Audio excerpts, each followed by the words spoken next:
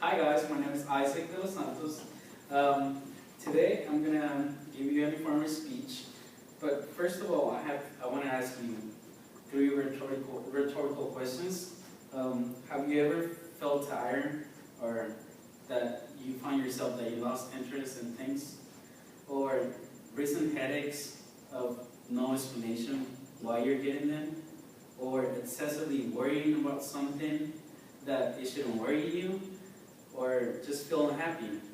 Well, let me tell you guys, all of this can be signs of what causes stress on college students. As a student, I am very worried that these factors can manipulate our body and the way we do things or we accomplish things. According to the American Institute on Stress.org, Americans' #1 health problem is the stress.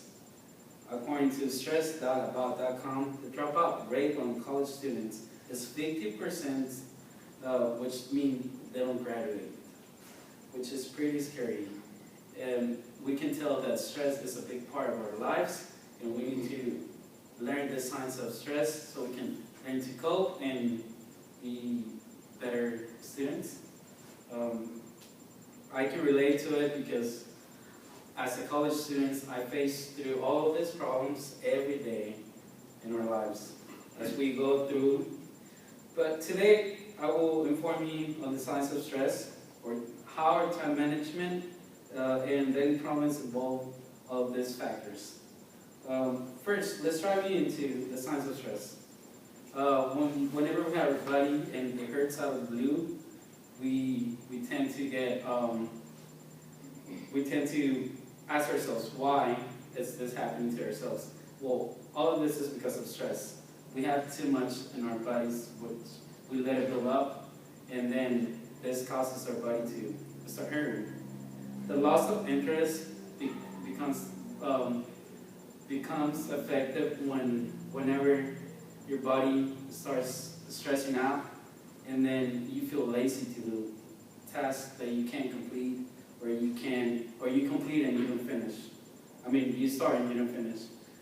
And also, because all of these factors, we start to get into depression, confusion, and just a whole drama going on right there. On StudyMode.com, it states that we tend to tell ourselves, well, we're going to finish the task, we're going to do it, or if we drop out, they say that we usually tend to tell ourselves, I will come back to school, when we never do. So this is how stress is affecting our daily lives. Now, let's move forward to the time management. Working too much is one of them factors that can build up so much stress to our lives. We all can relate to that because we have to work in order to live.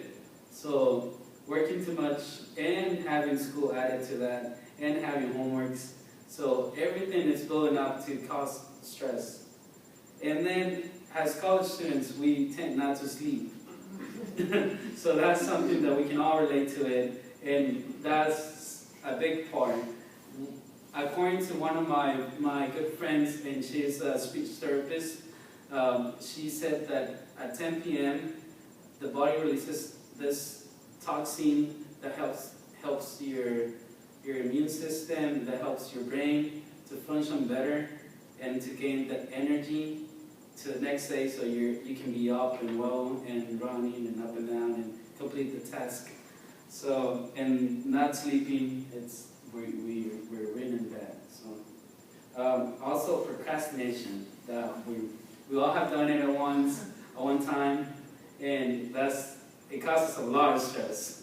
So now that I have explained some of the factors that causes stress, let's drive you into our daily problems, which is whenever we have a relationship, that can cause a lot of problems because when we fight with each other or whenever we're not good, so that causes a lot of stress. Also, social activities and not exercising can cause stress. And finally, financial problems. If we don't have money, we stress a lot because we're trying to find out where are we going to get the money, how are we going to pay for things, for bills, for housing, for school, and that's that's a big problem. On January 26, 2011, the New York Times published an article by Tamar Lewin stating that there's a lot of pressure to put on a perfect face on today's date.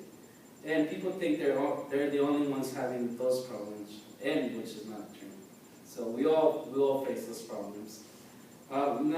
In conclusion, now that I have enlightened you with what causes stress, we must keep in mind these factors and prepare to fight them in an everyday life, and not let it perpetrate our lives, and be an example to others, and stay healthy and be happy.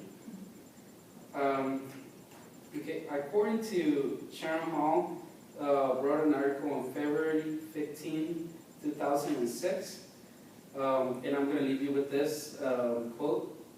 It says, "The future of any society depends on its ability to foster the healthy development of the next generation."